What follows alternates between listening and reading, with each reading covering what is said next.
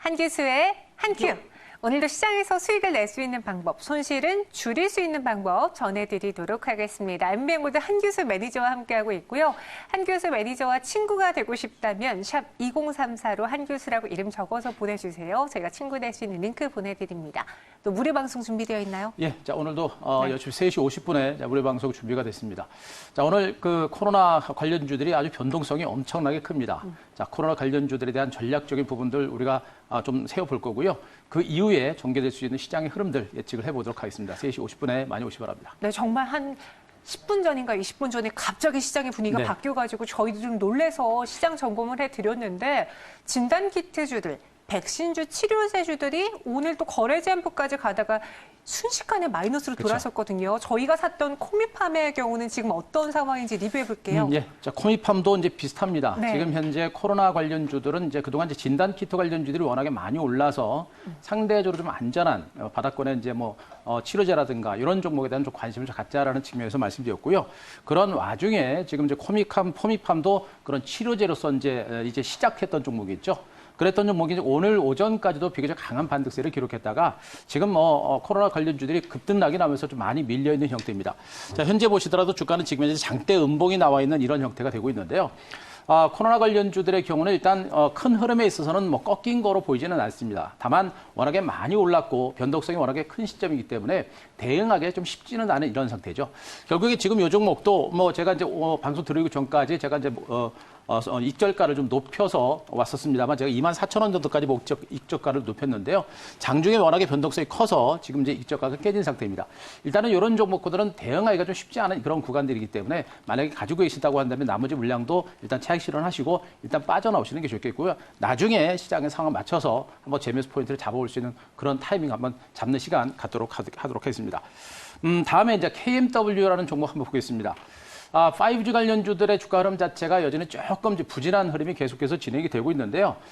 그래도 이제 코로나19 관련주들이 이제 급등이 나고서 엄청나게 급등락세가 나오고 있고 이런 상태에서도 다치 밀리고는 있습니다만 그렇게 많이 밀리지는 않고 있는 이런 형태입니다.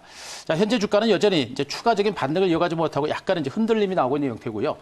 지수가 밀려서 이 종목도 지금 음봉이 나오고 있는 상태입니다만 그래도 장중에 플러스 마이너스를 왔다 갔다 하는 상당히 견조한 흐름이 전개되고 있습니다. 일단 아직까지는요, 재료가 살아있고 이번 조정이 끝나고 나서는 이런 어떤 시장의 선도주가 다시 한번 부각될 수 있는 가능성은 여전히 커 보입니다. 그래서 일단 이 종목은 굳이 지금 물량을 털어낼 만한 단계는 아니고요. 다만 이제 최근에 주가가 올랐기 때문에 익절가를 제가 45,000원 정도까지 목절가를 좀 올리도록 하겠습니다. 이 익절가가 살아있는 선에서는 여전히 홀딩 그리고 밀릴 때는 중기 관점에서는 분할 매수 관점의 대응 전략은 아직은 해보실 만한 종목으로 보시면 되겠고요. 자, 한 종목 더 보게 되면 RFHRC 역시 보겠습니다. RFHRC도 지금 그동안에 이제 폭락 장세 속에서 상당히 견조했던 종목들이기 때문에 많은 분들이 좀 관심을 갖고 있는 것은 사실이에요. 이 종목도 지금 가다가 눌림이 나오는 형태인데 역시 흐름 자체는 아직 꺾인 상태는 아닙니다. 이제 바닥에서 일단 오른 데 따라 살짝 눌림이 나오고 있는 이런 형태입니다. 이 종목도요. 일단은 여기 익절가를 제가 34,500원 정도까지 일단 익절가를 올리겠습니다. 올린 상태에서 이 종목은 여전히 홀딩하는 전략이 좋겠고요. 내일 이후에 시장이 좀 안정되는 흐름이 나오게 되면 역시 추가적인 매수라든가 저가 매수는 충분히 해볼 수 있는 상태. 더군다나 이미 오른 상태에서 눌림을 줬기 때문에 이 눌림이 끝나고 나면 본격적인 스타트가 시작될 수 있는 그런 가능성이 있으니까 아직은 긍정적인 시각은 유지하셔도 된다는 점 말씀드리도록 하겠습니다. 네, 익절가를 다 상향 조정해 드렸습니다. 참고해 보시기 바라겠고요. 그럼 오늘 시장을 정리를 해볼게요. 막판에 조금 놀랐는데 놀란 가슴 가라앉히면서 한 큐로 정리해 본다면요? 자, 오늘 한 큐는 이제 1차 저항 이렇게 하겠습니다. 1차 저항이요. 확실히 저희도 이번 주 내내 코스닥이 오르면서 이제 좀 반발 매도가 나올 때가 됐는데라는 불안감이 있었어요. 1차 저항은 오늘인가요? 일단 오늘 정도로 보시는 게 좋을 것 같아요. 일단 오늘 그동안 이제 시장도 많이 빠진 상태에서 오히려 미국이라든가 글로벌 시장보다 우리나라 지수가 많이 올랐거든요. 거기다 이제 기술적으로 떨어지고 있는 21선의 저항을 받으면서 이제 음봉이 나면서 일단 저항을 받을 만한 그런 위치에서 물량을 받아내고 있는 것으로 일단은 보시면 될 것 같습니다. 일단 올랐고요. 그리고 이제 단기적으로 나올 수 있는 호재들이 이미 많이 나왔습니다. 그런 재료에서 주가가 분명히 단기적으로 물량을 받는 그런 형태로 보시면 되겠고요. 자, 중요한 부분들은 뭐냐면 계속 강조했습니다만 코로나19가 이제 정점을 좀 지나고 있는 게 아닌가, 정점에 들어선 게 아닌가라는 얘기를 해드렸습니다.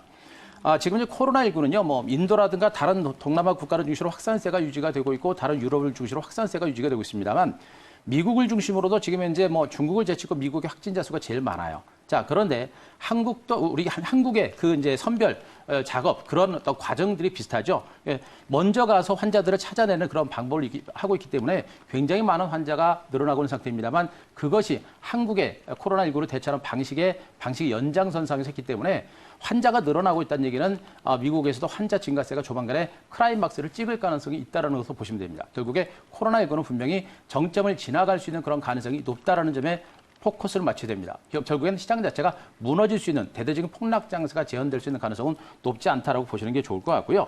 자, 또 한 가지는 계속 강조드립니다. 지금 이 시장이 우리가 계속해서 주목을 하고 좀 자신감 있게 봐야 되는 이유가 뭡니까? 엄청난 유동성입니다. 코로나19라는 엄청난 악재에 대응을 해서 미국이 그리고 한국이 어마어마한 유동성을 일단 확보를 해놓은 상태입니다. 그 유동성들에 의해서 악재가 사라지게 되면 증시 들어올 때 그 자금들에 의한 증시 반등세가 상당히 강하게 진행될 가능성이 높습니다. 자, 그림을 하나 보도록 하겠습니다. 이 그림은요. 자, 코로나19 이후에 지금 이제 늘어난 최근에 주식 계좌 수를 보고 계시는데요. 현재 흐름을 보시게 되면 증권사별로 뭐 미래세타우, 그다음에 NH증권, 삼성증권의 신규 계좌 수가 그림을 보더라도요. 이렇게 급속도로 이렇게 늘어나고 있는 것을 여러분들이 보실 겁니다. 최근에 폭락 장세가 나올 때 신규로 자금들이 지금 현재 들어오고 있다는 그런 의미로 받아들이셔도 될 것 같고요. 자, 두 번째 그림을 하나 보겠습니다. 고객 예탁금 현황 그림인데요. 자, 이 고객 예탁금의 흐름 보시게 되면요. 최근에 고객 예탁금이 1조 내지는 수천억씩 지금 이제 강력하게 늘어나고 있고요. 전체적으로 42조까지 지금 현재 고객 예탁금이 늘어나고 있습니다. 그래프를 보더라도 최근에 1월 말부터 완만하게 오르기 시작하다가 최근에 코로나가 터지면서 급속도로 자금들이 들어오고 있는 걸 여러분들이 보실 수 있을 겁니다. 자, 이 신규 계좌와 그리고 늘어나고 있는 이 고객 예탁금이 무엇을 의미하느냐.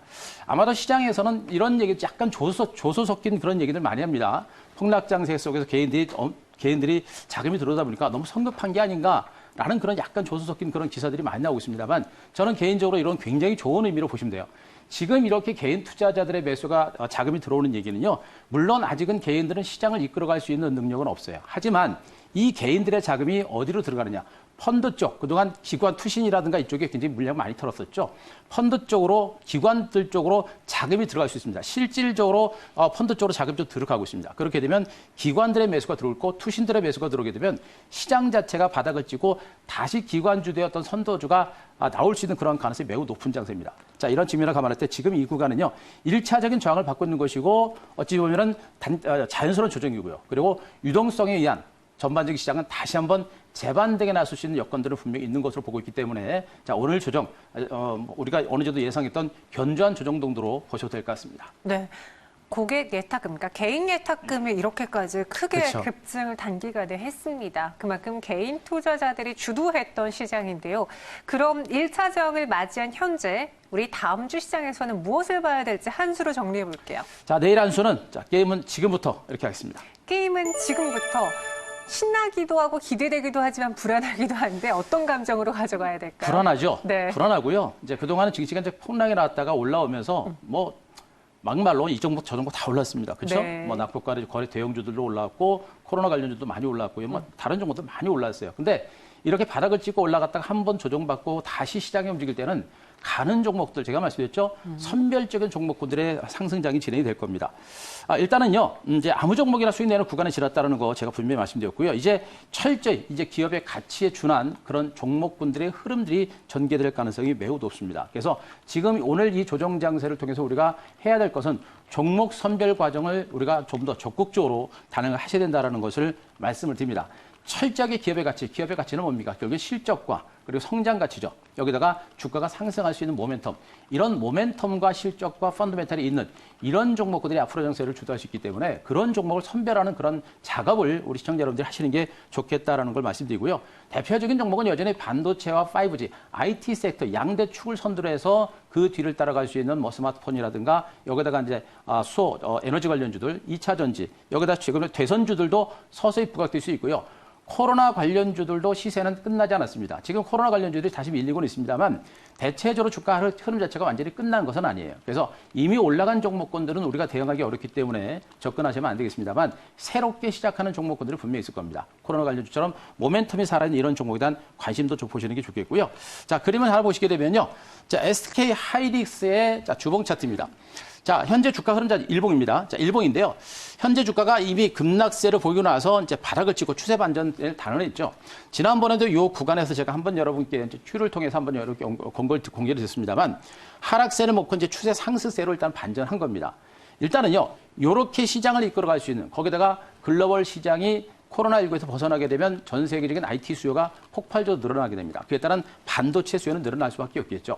결국에 우리나라 산업에서 미래 성장 산업이 살아야 되는 산업이 반도체 산업이라는 측면이고 그에 따른 가장 큰 수혜를 주는 업체가 바로 하이닉스다라는 측면을 감안하게 되면 이 종목의 상승세의 추세 반전은 굉장히 큰 의미가 있습니다. 거기다 어제의 음봉과 오늘의 음봉은 이미 단기로 오른 데 따른 충분한 매물을 소화해냈다는 그런 관점이기 때문에 다시 한번 치고 갈 수 있는 여력은 있습니다. 하이닉스가 올라간다는 것은 전체적인 시장이 살아날 수 있다는 그런 의미가 되고 있기 때문에 이런 종목들도 우리가 매도가 아니라 오히려 저가 매수 관점 그리고 이런 종목이 올라갈 때 시장 자체가 살아날 수 있는 그런 가능성이 높다는 그런 의미로 보셔도 될 것 같습니다. 네, 게임은 이제부터 시작입니다. 우리 마음을 단단하게 잡고서는 이제 종목을 하나씩 골라봐야 될 텐데 그럼 아무나 가는 장은 이제 좀 끝났다라고 봐야 돼요. 선별적으로 골라야 되죠. 오늘의 한 큐 종목 무엇으로 정리해볼까요? 자, 오늘 한 큐 종목을 참 선별하기 좀 힘들었는데요. 네. 일단 시장의 흐름 자체가 오늘은 조금 힘든 상태이기 때문에 전반적인 어떤 시장을 주도할 수 있는 종목군들은 뭐 다음 정도에